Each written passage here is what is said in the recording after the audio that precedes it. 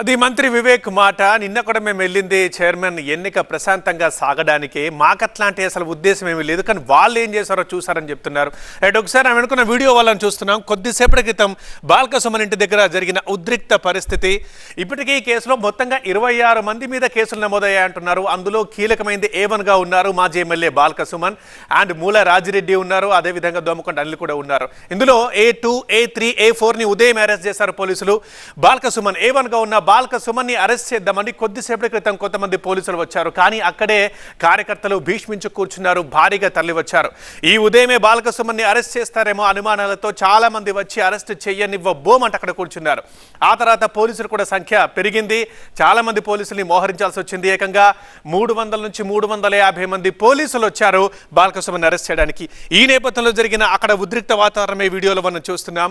కొద్దిసేపటి దాకా అసలు తలుపులు పూర్తిగా మూసున్నారు. లోపల బాల్కసుమన్ మరికొంతమంది ఉంటే బయటే చాలా మంది ఉండి కూర్చొని పోలీసుల్ని అసలు ఇంట్లోకి అసలు రానివ్వలేదు, పోనివ్వలేదు. అలా ఒక హాఫ్ అన్ అవర్ గడిచిన తర్వాత పోలీసులు ఇక కొద్దిసేపు మాట్లాడి అడిగి ఆ తర్వాత లాఠీ చార్జ్ చేశారు. లాఠీ చార్జ్ చేయాల్సి వచ్చింది. లాఠీ చార్జ్ చేసి లోపలికి వెళ్ళినప్పుడు దృశ్యం మనం ఇలా చూస్తున్నాం. అక్కడ పోలీసులు ఉన్నారు అండ్ కార్యకర్తలు ఉన్నారు, సో మీడియా కూడా ఉంది. సో ఈ క్రమంలో ఇక్కడ ఇట్లాంటి ఉద్రిక్త వాతావరణం చెల్లరి అక్కడి నుంచి బాల్కసుమన్ని తీసుకొని అదుపులోకి తీసుకొని బయటకు వెళ్ళిపోయారు. అయితే ఈ క్రమంలో మాత్రం టెన్షన్ వాతావరణం నెలకొంది. ఎందుకంటే పోలీసులు ఏమో 350 మంది ఉన్నారు అండ్ కార్యకర్తలు కూడా వందల సంఖ్యలో ఉన్నారు. సో ఏం జరుగుతుంది, ఏం జరగచ్చు అనే ఒక రకమైన టెన్షన్ కూడా అక్కడ నెలకొని ఉంది. కార్యకర్తలు మాత్రం ఎట్టి పరిస్థితుల్లో అంతమంది పోలీసులు వచ్చినా మేము మాత్రం అరెస్ట్ చేయనివ్వబోమని అక్కడే భీష్మించి కూర్చున్నారు. అసలు అరెస్ట్ చేయనివ్వలేదు దాదాపు కొద్దిసేపు కూడా, ఎందుకంటే అప్రజాస్వామిక వాతావరణం జరుగుతున్నట్టు. మనం బాల్కసుమన్ నివాసం బయట మనం చూస్తున్నాం. సుమన్ని తీసుకెళ్లేటప్పుడు పోలీసులు లాఠీ చార్జ్ చేస్తున్నారు. సో ఎట్టి పరిస్థితుల్లో మా నాయకుడిని తీసుకుపోనివ్వం, ఎందుకంటే ఇది అక్రమ అరెస్ట్. ఎందుకంటే మున్సిపాలిటీని బీఆర్ఎస్ సొంతం చేసుకుంది, అది తట్టుకోలేకపోతుంది కాంగ్రెస్ పార్టీ, ముఖ్యంగా మంత్రి వివేక్. సో కావాలనే అక్రమ అరెస్టులు చేయిస్తున్నారు. నిన్న అసలు దాడి చేసింది కూడా కాంగ్రెస్ పార్టీ, మేము దాడి చేయలేదు, ఆ ఘర్షణకు మాకు సంబంధం లేదు. అండ్ వాళ్ళే మా మీద రాళ్ళు రువ్వితే మా నాయకుల కార్లు కూడా అక్కడ పగిలిపోయాయి, కారు అద్దాలు. వాటికి ఎవరు సమాధానం చెప్తారు? వారు దాడి చేసి ఇవాళ మమ్మల్ని ఇలా అక్రమ అరెస్టులు చేస్తున్నారంటూ కార్యకర్తలు అక్కడ నినాదాలు చేశారు. బట్ పోలీసులు మాత్రం భారీగా మోహరించారు. ఒక్కసారి మనం చూస్తే పోలీసులు కొద్దిసేపటి ముందు అలా బాల్కసుమన్ ఇంటి తలుపులు మూసేసి కార్యకర్తలు అస్సలు పోలీసుల్ని లోపలికి పోనివ్వకుండా నినాదాలు చేసుకుంటూ అక్రమ అరెస్టులు చేస్తున్నారు మీరు, సో మా నాయకుని అరెస్ట్ చెయ్యనివ్వబోమంటూ వాళ్ళు నినాదాలు చేసి కాస్త ఉద్రిక్త పరిస్థితులు అక్కడ తలెత్తాయి. ఇక అక్కడ కొద్దిసేపు మాట్లాడారు, వాగ్వాదం చోటు చేసుకుంది పోలీసులకు కార్యకర్తలకు మధ్య. ఆ తర్వాత పోలీసులు లాఠీ చార్జ్ చేశారు. లాఠీ చార్జ్ చేసి లోపలికి వెళ్ళి సుమన్ని తీసుకొని అదుపులోకి తీసుకొని బయటకు వస్తున్నారు. సో బాల్కసుమన్ని అరెస్ట్ చేసే దృశ్యాలు మనం చూస్తున్నాం.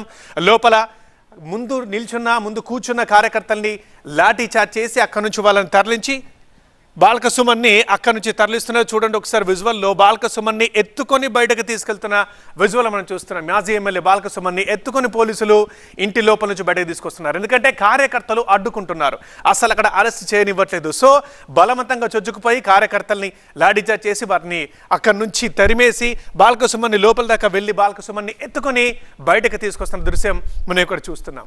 ఇంకా అక్కడి నుంచి ఇప్పుడు బాల్కసుమన్ని పోలీసులు తరలిస్తున్నారు. అయితే ఆ పోలీసులు తరలించే వెహికల్ వెంటే మనం ఇంతమంది చూసాం, కార్యకర్తలు కూడా వెహికల్స్ వేసుకొని వెళ్తూ ఉన్నారు. సో మరి ఇప్పుడు బాల్కసుమన్ని ఎక్కడికి తరలిస్తున్నారు? రామగుండం కమిషనరేట్ పరిధిలోని ఏ పోలీస్ స్టేషన్కైనా, లేకపోతే ప్రభుత్వ దవాఖానక వైద్య పరీక్షల నిమిత్తం, లేకపోతే ఎక్కడికి తరలిస్తున్నారు? ఈ విషయంలో మాత్రం ఇంకా క్లారిటీ రావాల్సి ఉంది.